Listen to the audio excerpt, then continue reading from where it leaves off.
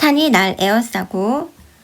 이 시는 전원적, 자연 친화적, 탈속적이고, 그다음에 제재는 자연 속에서 사는 삶을 나타내고 있어. 주제는 자연 속에서 소박하게 살고 싶은 소망이야.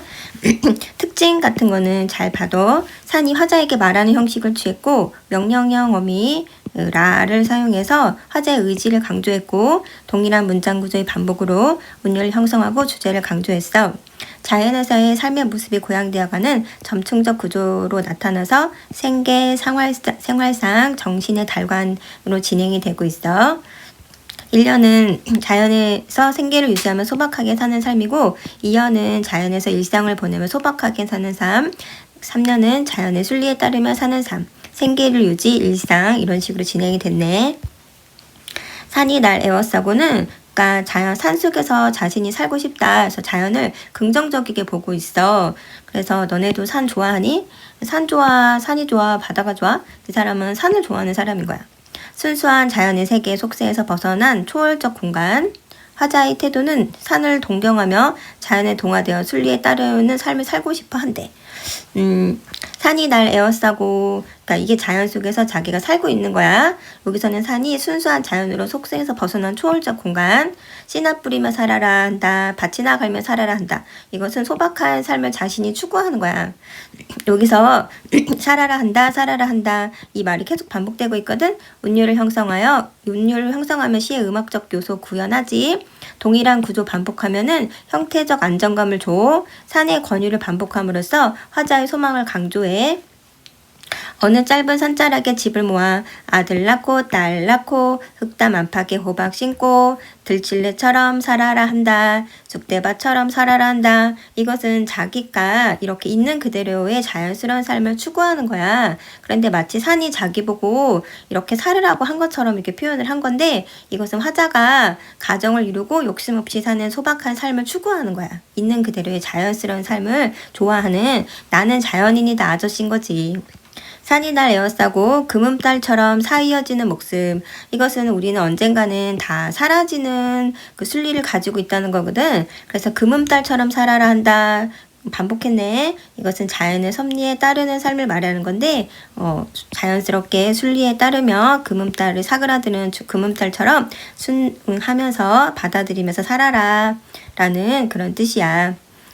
그래서 긍정적으로 쑥대밭, 들찔레, 금음달, 이것은 화자가 소망하는 삶의 모습을 나타내는 시어인데, 있는 그대로 자연스럽게, 자연 속에서 욕심 없이 소박하게 자연의 섭리에 따르는 삶을 살고 싶은 마음을 나타낸 거래. 그런데 그 뒤에 나오는 저 산이 날더러는 앞에 그 시 있잖아. 이 시를 보고서 좀 여기 보면 모괄시에 운을 빌려 그랬잖아. 이것은 패러디 시인데 완전 다르게 표현을 했어. 아까는 산을 긍정적이게 표현했잖아. 근데 이 시는 부정적이게 왜 이렇게 가난해서 못 벗어나냐, 지긋지긋한 산 이런 식으로 표현을 한 거거든. 그래서 비애가 뭐야, 슬프다는 뜻이야. 냉소적, 차갑다, 절망적 완전 다르지. 그 반대로 아까는 산에 사는 게 너무 좋다, 살고 싶다 이렇게 긍정적이게 표현했다면, 얘는 막 지긋지긋한 산, 이 가난, 지겨워 막 이런 식으로 쓴 거야. 주제는 물질적 어려움으로 인해 힘들게 살아가는 화자의 비참한 삶의 현실을 푸념하듯이 쓴 시거든. 스미상관 구조 1년과 마지막 연 똑같이 해서 주제 강조했어. 어쨌든 반복하면은 강조가 되니까 특정 조사나 어미를 반복하여 리듬감을 드러내고 의미를 부각했고, 산이 화자에게 한 말을 전달하는 형식으로 화자의 처지를 부각했대. 1에서 5행은 가난하고 고달픈 삶에 대한 인식, 6에서 13행은 가난 속에서 처참하게 살아온 삶에 대한 비애를 나타내고 있어. 14에서 15행은 절망적이고 비참한 현실 재인식. 그러니까 이 시는 가난하고 고달프고 처참하고 절망적이고 비참하고 약간 이렇게 쓴 거야.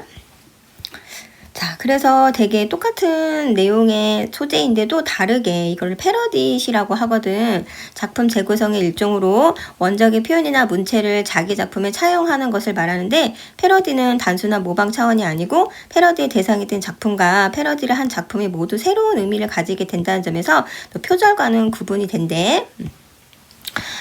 이 사람은 산이 막 싫은 거지. 막 지긋지긋한 거야. 근데 여기서 살 수밖에 없는 자기 신세를 막 한탄하면서 막 쓴 거야. 그래서 산을 발원의 주체로 하여 화자가 선택한 삶이 아니다. 어쩌다가 이렇게 산에 산 거지. 근데 벗어날 수 없는 거야, 이 가난에서.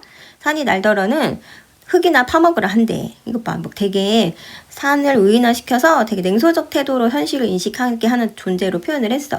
날더러는 삽이나 들라 하고 쑥 구렁에 박혀 쑥이 되라 한다, 이런 식으로 막 고된 노동을 막 시키고 사니, 그리고 자기한테 고난과 막 시련을 주고 나약하고 보잘것없는 존재가 되라고 하고 막 이런데. 늘 퍼진 날 사는 쑥국새 울고, 쑥국새가 여기 뻐국새의 사투리야. 그러니까 뻐국새 울고 저만치 홀로 서서 날더러는 쑥국새만이 울라 한대. 그래서 여기서 여기 쑥국새는 화자의 피해를 심화하는 존재야. 그래서 감정이입 이런 게 아니고 더 슬픔을 더 플러스 시키는 그런 존재야. 그 다음에 저만치는 산과 화자의 거리감을 나타낸대. 쑥국새 마냥 울라하고 흙 파먹다 죽은 아비, 그러니까 얘네 아버지도 가난했던 거야. 그래서 흙 파먹다 죽었다는 게 농사지었다는 얘기거든. 그래서 산에서 농사지으면 뭐 벌이가 별로 좋지 않지. 그러니까 가난했던 거야. 이 집안은 계속 가난이 대물림되고 있는 처진 거야. 그래서 흙 파먹다 죽은 아비, 굶주림에 지쳐 쑥구렁에 낮아빠진 어미처럼 울라한다. 그러니까 엄마도 너무 힘겹게 산 거지. 경제적으로 뭐 넉넉하지 못하니까. 그래서 이게 가난으로 인한 민중의 처절함과 비애가 우르르 구체화된 거야. 산이 날더러 흙이나 파먹다 죽으라 한다 하면서 막 푸념하듯이 막 이렇게 쓴 거야. 그런데 산이 날더러 흙이나 파먹으면 죽으라 한다, 이 표현이 여기 있었잖아, 1년에. 근데 이 마지막에 한 번 더 사용했지? 이게 수미상관이야. 강조, 운율 주고, 강조 주고, 주제 강조, 뭐 이런 효과가 있지. 안정감 주고.